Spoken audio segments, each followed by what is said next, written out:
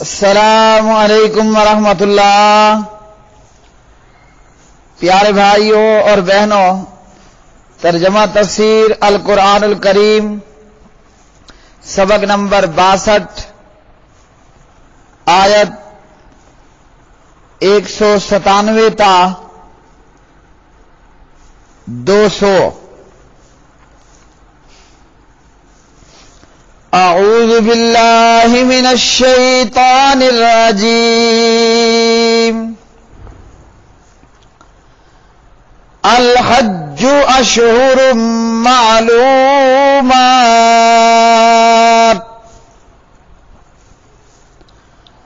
فمن فرض فیہن الحج فلا رفث ولا فسوق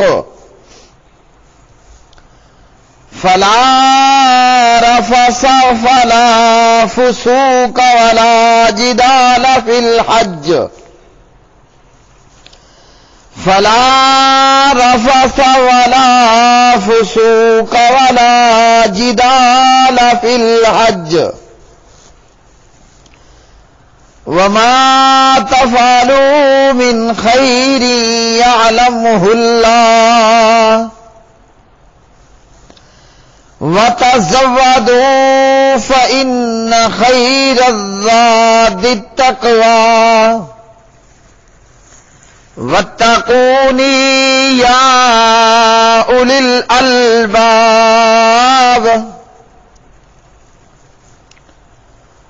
لَيْسَ عَلَيْكُمْ جُنَاحٌ أَن تَبْتَغُوا فَضْلًا مِّن رَّبِّكُمْ،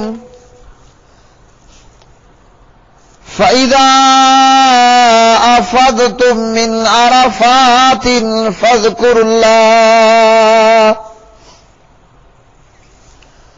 فاذكروا الله عند المشعر الحرام،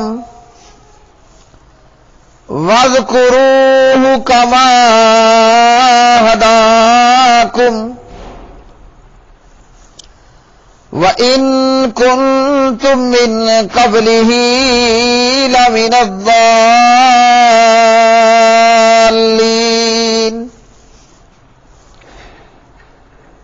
ثُمَّ أَفِيضُوا مِنْ حَيْثُ أَفَاضَ النَّاسُ وَاسْتَغْفِرُوا اللَّهَ، إِنَّ اللَّهَ غَفُورٌ رَّحِيمٌ۔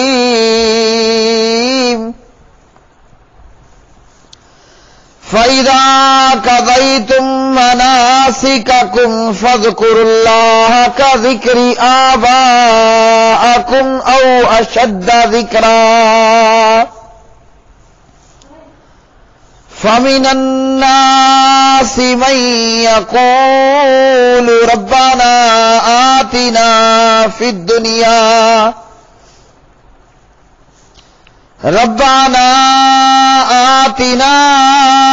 الدُّنْيَا وَمَا لَهُ فِي الْآخِرَةِ مِنْ خَلَاقٍ، وَمِنْهُم مَّن يَقُولُ رَبَّنَا آتِنَا فِي الدُّنْيَا حَسَنَةً وَفِي الْآخِرَةِ رَبَّنَا آتِنَا فِي الدُّنْيَا حَسَنَةً وَفِي الْآخِرَةِ حَسَنَةً وَقِنَا عَذَابَ النَّارِ۔ أُولَٰئِكَ لَهُمْ نَصِيبٌ مِّمَّا كَسَبُوا، واللہ سریع الحساب۔ پیارے بھائیوں، آج کا سبق آیت 197 تا 202 ہے۔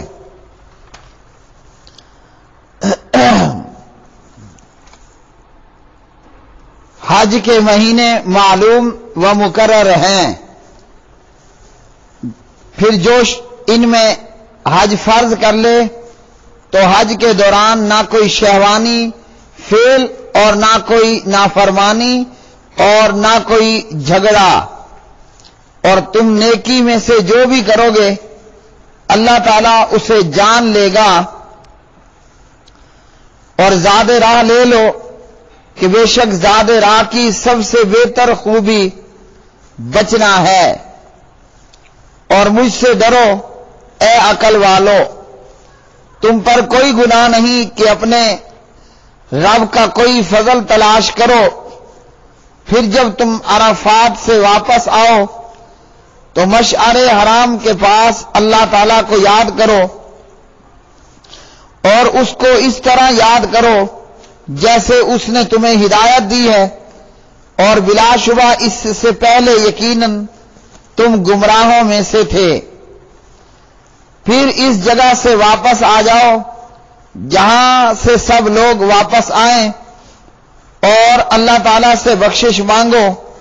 بے شک اللہ تعالیٰ بہت بخشنے والا نہایت رحم والا ہے. پھر جب تم اپنے حج کے احکام پورے کر لو تو اللہ تعالیٰ کو یاد کرو اپنے باپ دادا کو تمہارے یاد کرنے کی طرح، بلکہ اس سے بڑھ کر یاد کرنا. پھر لوگوں میں سے کوئی تو وہ ہے جو کہتا ہے اے ہمارے رب ہمیں دنیا میں دے دے اور آخرت میں اس کا کوئی حصہ نہیں. اور ان میں سے کوئی وہ ہے جو کہتا ہے اے ہمارے رب ہمیں دنیا میں بھلائی اور آخرت میں بھی بھلائی دے اور ہمیں آگ کے عذاب سے بچا. یہ وہ لوگ ہیں جن کے لیے اس میں سے ایک حصہ ہے جو انہوں نے کمایا، اور اللہ تعالیٰ بہت جلد حساب لینے والا ہے. الحج، حج اشہر چند مہینے ہیں، معلومات معلوم، فمن چنانچہ جس نے فرض کر لیا فیہن ان میں الحج حج کو، فلا رفثا تو نہیں روا شہوت کی باتیں کرنا، ولا فسوقا اور نہ نافرمانی کرنا، ولا جدالا اور نہ جھگڑا کرنا، فی الحج حج میں. وما اور جو کچھ تفعلوا تم کرتے ہو من خیر نیکی سے، یعلمہ جانتا ہے اس کو اللہ تعالی، وتزودوا اور تم زاد راہ لے لو، فإنا پس بے شک خیرہ بہترین زاد راہ التقوی تقوی ہے. واتقونی اور تم ڈرو مجھ سے یا اولی الالباب اے عقل والو. لیسا نہیں ہے علیکم تم پر جناح کوئی گناہ، ان تبتغوا یہ کہ تم تلاش کرو، فضلا فضل من ربکم اپنے رب کا. فاذا پھر جب افضتم تم لوٹو من عرفات عرفات سے، فاذکروا اللہ تو یاد کرو اللہ تعالی کو، عند نزدیک المشعر الحرام مشعر حرام کے، واذکروہ اور تم یاد کرو اس کو، کما جس طرح ہداکم اس نے ہدایت دی تمہیں، وَإِن اور تحقیق کنتم تھے تم من قبل ہی اس سے پہلے لمن الضالین البتہ گمراہوں میں سے. ثم پھر افیدو تم لوٹو من حیث جہاں سے افادا لوٹیں الناس لوگ، واستغفر اللہ اور مغفرت مانگو اللہ تعالی سے، ان اللہ بے شک اللہ تعالی غفور بہت زیادہ بخشنے والا، رحیم نہایت رحم والا ہے. فَإِذَا قَضَيْتُمْ فَإِذَا پھر جب قَضَيْتُمْ تم پورے کر چکو، مناسککم اپنے حج کے احکام، فَاذْكُرُوا تو یاد کرو اللہ تعالیٰ کو، کَذِکْرِکُم مانند یاد کرنے کے تمہارے، آباءکم اپنے باپ دادا کو، او بلکہ اشدہ اس سے بھی زیادہ ذکراً یاد کرنا.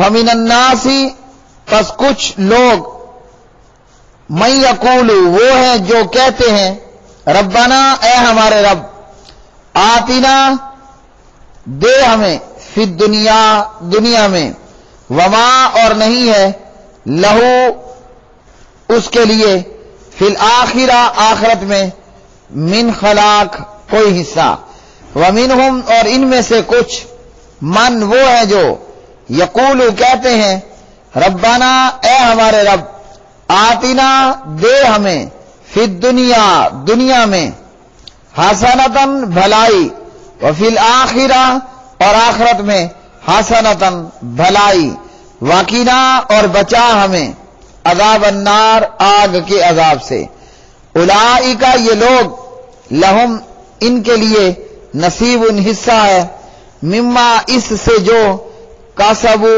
انہوں نے کمایا واللہ اور اللہ تعالی سری بہت جلد الحساب حساب لینے والا ہے۔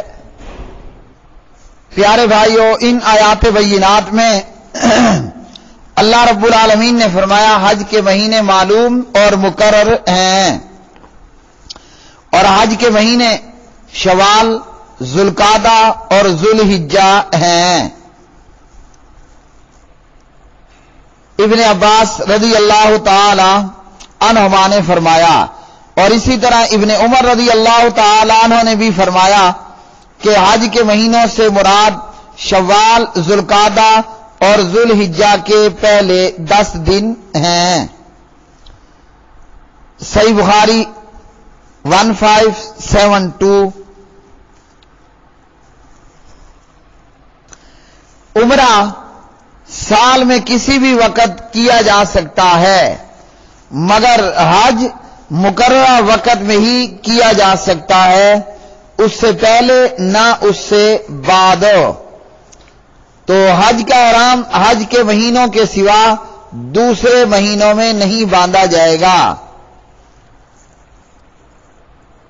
اور فرمایا کہ ان میں جو حج کو فرض کر لے، حج کو اپنے آپ پر فرض کرنا یہ ہے کہ حج کی نیت کے ساتھ احرام باندھ لے اور زبان سے تلبیہ پکارے، لبیک بالحج لبیک اللہم لبیک آخر تک۔ اور اللہ سبحانہ و تعالی نے حاجی کو یہ تلقین کی ہے کہ حج کے دوران میں کوئی شہوانی حرکت اور کوئی نافرمانی والا کام نہیں کرنا اور نہ ہی جھگڑا کرنا ہے۔ شہوانی فعل سے مراد جماع اور تمام وہ چیزیں مراد ہیں جو جماع کی طرف مائل کرنے والی ہوں، یعنی بیوی سے ہم بستری بھی نہیں کرنی اور ایسی گفتگو اور ایسی باتیں بھی نہیں کرنی ہیں۔ اور اسی طرح فسوق سے مراد ہر قسم کا گناہ، ہر قسم کی نافرمانی، اور جدال سے مراد جو ہے وہ لڑائی جھگڑا۔ تو حج میں یہ کام بالخصوص نہیں کرنے، ورنہ بالعموم فسق، فسوق، لڑائی جھگڑا یہ دونوں ہی کام حرام ہیں۔ دو کام عام دنوں میں بھی حرام ہیں اور حج کے دنوں میں بھی زیادہ جو ہے ان سے منع کیا گیا ہے۔ ہر قسم کا گناہ حاجی نے چھوڑ دینا ہے اور لڑائی جھگڑا بھی نہیں کرنا۔ اپنی بیوی سے حالت احرام میں نہ جماع کرنا ہے، نہ وہ کوئی ایسا کام کرنا ہے جو جماع کی طرف مائل کرنے والا ہو۔ اور پیارے نبی علیہ الصلوۃ والسلام سے ابو ہریرہ رضی اللہ تعالی عنہ روایت کرتے ہیں، من حج للہ فلم یرفس ولم یفسق رجع کیوم ولدتہ امہ۔ جو شخص اللہ کے لیے حج کرے پھر نہ عورتوں سے جنسی باتیں کرے، یعنی اپنی بیوی سے نہ تو ہم بستری کرنی ہے، نہ کوئی سیکس پر مبنی گفتگو کرنی ہے، اور فرمایا نہ کوئی گناہ کا کام کرے، تو ایسا حاجی گناہوں سے یوں پاک ہو کر لوٹتا ہے گویا کہ جس دن اس کی ماں نے اسے جنا تھا۔ جیسے ماں کے پیٹ سے پیدا ہوتے وقت پاک اور پوتر اور معصوم اور گناہوں سے خالی تھا۔ جب حاجی ایسا حج کر لے کہ بیوی سے کوئی جنسی بات نہیں کی، کوئی جنسی حرکت نہیں کی، کوئی گناہ کا کام نہیں کیا، تو فرمایا کہ گناہوں سے ایسا پاک ہو جاتا ہے جیسے اپنے جنم وقت میں یہ پاک تھا۔ صحیح بخاری حدیث نمبر 1523۔ پھر اللہ سبحانہ و تعالیٰ نے ارشاد فرمایا زاد راہ لے لو، زاد راہ یعنی سفر خرچ وغیرہ، اور فرمایا کہ بہترین زاد راہ جو ہے وہ بچنا ہے، بہترین زاد راہ یعنی پرہیزگاری اور تقوی ہے۔ ابن عباس رضی اللہ تعالی عنہما فرماتے ہیں، بلکہ اس سے پہلے یہ کہ کچھ لوگ جو ہے وہ ایسے کئی حاجی یمن وغیرہ سے آتے، اور ابن عباس رضی اللہ عنہ نے فرمایا اہل یمن جب حج کرنے آتے تو زاد راہ سفر خرچ اپنے ساتھ نہ لاتے اور کہتے تھے ہم اللہ پر توکل بھروسہ کرتے ہیں، لیکن جب مکہ آتے تو پھر لوگوں سے مانگنا شروع کر دیتے۔ اس پر اللہ رب العالمین نے یہ آیت نازل فرمائی، بخاری 1523۔ اور ایسا توکل اللہ پر نہیں ہوتا۔ استاد محترم عبدالسلام بن محمد حافظہ اللہ لکھتے ہیں ایسا توکل اللہ پر نہیں بلکہ در حقیقت لوگوں کی جیبوں پر ہے۔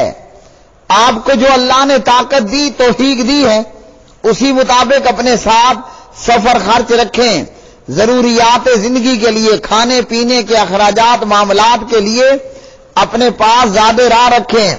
یہ نہ ہو کہ ایک طرف تو کہیں اللہ پر بھروسہ اور پھر لوگوں سے مانگنا شروع کر دیں، تو در حقیقت ایسا توکل اللہ پر نہیں بلکہ لوگوں کی جیبوں پر ہوتا ہے۔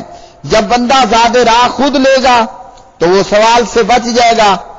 اور اسی طرح اللہ نے یہ بھی فرمایا کہ بہترین زیادہ راہ جو ہے وہ تقوی ہے، تقوی۔ تو ظاہری زیادہ راہ بھی ہونا چاہیے اور باطنی زیادہ راہ بھی ہونا چاہیے۔ اور اللہ رب العالمین نے فرمایا تم پر کوئی گناہ نہیں ہے کہ اپنے رب کا کوئی فضل تلاش کرو۔ ابن عباس رضی اللہ عنہ نے فرمایا کہ مسلمانوں نے حج کے دنوں میں تجارت کرنے کو گناہ سمجھا، حج کے دنوں میں تجارت کرنے کو گناہ سمجھا، تو اس پر اللہ رب العالمین نے یہ فرمایا کہ تم پر کوئی گناہ نہیں کہ اپنے رب کا کوئی فضل تلاش کرو، یعنی حج کے دنوں میں خرید و فروخت ممنوع نہیں ہے، بلکہ یہ مال اور دولت اللہ کا فضل ہے، اس لیے روزی کمانا منع نہیں ہے۔ اور پھر اللہ رب العالمین نے ذکر فرمایا کہ جب تم عرفات سے واپس آؤ تو مشعر حرام کے پاس اللہ تعالیٰ کو یاد کرو، کعبہ سے چلیں تو پہلے مینا، پھر مزدلفہ، پھر عرفات آتا ہے۔ حاجی 8 ذوالحجہ یوم ترویہ کو مینا میں ظہر سے پہلے پہنچتے ہیں، ظہر عصر مغرب عشاء اور فجر مینا میں ادا کرتے ہیں۔ احرام کے بعد حج یہاں سے شروع ہوتا ہے۔ 9 ذوالحجہ کو عرفات جاتے ہیں، سورج ڈھلنے سے لے کر اس کے غروب ہونے تک عرفات میں وقوف ٹھہرنا حج کا سب سے بڑا رکن ہے۔ نبی علیہ الصلوۃ والسلام نے فرمایا حج عرفات ہی ہے، یعنی حج عرفات میں وقوف ہی ہے۔ جس نے مزدلفہ والی رات میں عرفات کا وقوف فجر طلوع ہونے سے پہلے پا لیا تو اس نے حج کو پا لیا۔ ترمذی 2975، ابو داؤد 1950، علامہ البانی رحمہ اللہ فرماتے ہیں روایت صحیح ہے۔ مشعر حرام ایک پہاڑی ہے، ایک پہاڑ ہے، اس کے پاس سے مراد مزدلفہ ہے، اور حرم کے اندر ہونے کی وجہ سے اسے الحرام کہہ دیا گیا ہے۔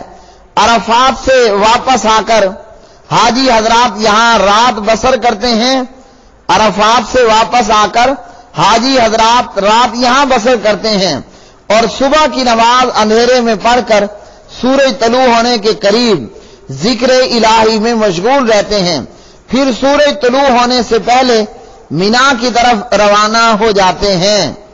اور اللہ سبحانہ و تعالی نے ارشاد فرمایا، اللہ کو یاد کرو جیسے اللہ نے تمہیں ہدایت دی اور بلا شبہ یقیناً اس سے پہلے تم گمراہوں میں سے تھے۔ مشرکین بھی اللہ تعالیٰ کو یاد کرتے تھے مگر اللہ کے ساتھ شریک بنا ڈالتے تھے۔ وہ کہتے تھے لبیک اللہم لبیک لبیک لبیک لا شریک لک، یعنی تیرا کوئی شریک نہیں، یہ کہتے تھے مگر ساتھ پھر شریک ملا دیتے تھے، کہتے تھے الا شریکا لک تملکہ وما ملک، ہاں ایک شریک جو تیرا ہے جس کا تو مالک ہے وہ خود مالک نہیں۔ مسلم 1185۔ اللہ رب العالمین نے فرمایا اللہ کو اس طرح یاد کرو جیسے اللہ نے تمہیں ہدایت دی، یعنی اللہ کے ساتھ کسی اور کو مت پکارو، فلا تدعوا مع اللہ الہا آخر، جیسے ایک اور مقام پر فرمایا اللہ کے ساتھ کسی اور کو پھر مت پکارو۔ مکہ کے مشرکوں کا حال اور ان مسلمانوں کا حال کہ جو اللہ کے ساتھ غیر اللہ کی پکار کرتے ہیں۔ پھر اللہ سبحانہ و تعالیٰ نے فرمایا اس جگہ سے واپس آؤ جہاں سے سب لوگ واپس آئیں۔ عرفات کا میدان حرم کی حدود سے باہر ہے، دوران حج میں تمام لوگ وہاں جاتے مگر قریش مزدلفہ سے آگے نہ جاتے، کہتے کہ ہم حرم کے رہنے والے ہیں۔ اس آیت میں حکم ہوا سب لوگوں کے ساتھ عرفات جانا اور ان کے ساتھ وہاں سے واپس لوٹنا ضروری ہے۔ پھر اللہ رب العالمین نے فرمایا جب تم اپنے حج کے احکام پورے کر لو تو اللہ کو یاد کرو، اپنے باپ دادا کو تمہارے یاد کرنے کی طرح بلکہ اس سے بھی زیادہ۔ اسلام سے پہلے عرب حج سے فارغ ہوتے تو مینا میں میلہ لگاتے اور اپنے باپ داداؤں کے قصے اور قصیدے پڑھتے۔ اللہ نے فرمایا کہ اسی طرح ذکر الہی کیا کرو بلکہ اس سے بھی کہیں زیادہ۔ اور پھر اللہ رب العالمین نے دو طرح کے لوگوں کو بیان کیا، ایک تو وہ ہے جو اللہ سے دنیا ہی دنیا مانگتا ہے، فرمایا جس کا سوال صرف دنیا کے لیے ہو اس کے لیے آخرت میں کوئی حصہ نہیں ہے، اور جو دنیا آخرت دونوں مانگے، دنیا کی بھلائی بھی مانگے آخرت کی بھلائی بھی مانگے، اور یہ کہے کہ ہمیں عذاب سے بچا، یعنی جہنم سے ہمیں بچا۔ تو پھر فرمایا یہ وہ لوگ ہیں جن کے لیے اس میں سے ایک حصہ ہے جو انہوں نے کمایا۔ نبی علیہ السلام اکثر یہ دعا پڑھا کرتے تھے، ربنا آتنا فی الدنیا، مکمل دعا، بخاری 6389۔ اور اسی طرح طواف کے وقت رکن یمانی اور حجر اسود کے درمیان بھی یہ دعا پڑھنا مسنون ہے، ابو داود 1892۔ تو ہم جب بھی دعا مانگیں اللہ سے دنیا آخرت کی بھلائی مانگیں اور جہنم سے اللہ تعالی کی پناہ طلب کریں۔ وآخر دعوانا ان الحمد للہ رب العالمین۔